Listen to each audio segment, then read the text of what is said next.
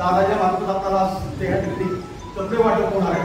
ते आनंद लक्षण या ठिकाणी आपण उपभोगत आहोत। त्या ठिकाणी एवढं मी बोलतो थांबतो। जय महाराज।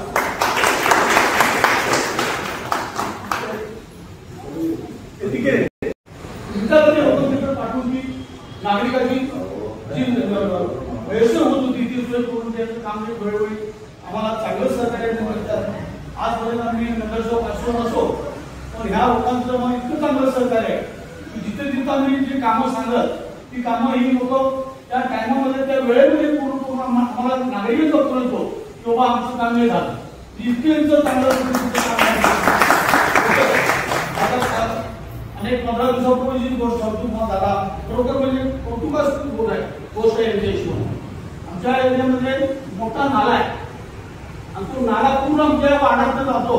आज प्रभाग 8 मध्ये सांगली मिरज कोपाड महापालिकेचे स्वच्छता दूत यांचा दिवाळी त्यांची गोड व्हावी आनंदाची व्हावी म्हणून माजी नगरसेवक राजेंद्र कुंभार व भाजप कार्यकर्त्या उज्ज्वलाताई सुतार यांच्यामार्फत त्यांना साडी व कपडे भेट देण्यात आली।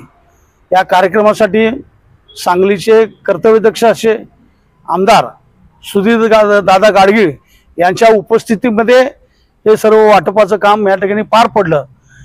या जे हे आमचे स्वच्छता दूत आहेत या प्रभागामध्ये प्रभावी असं काम करतात।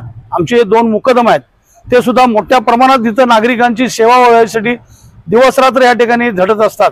सकाळी 6 वाजल्यापासून ते 2 वाजेपर्यंत हे काम नागरिकांसाठी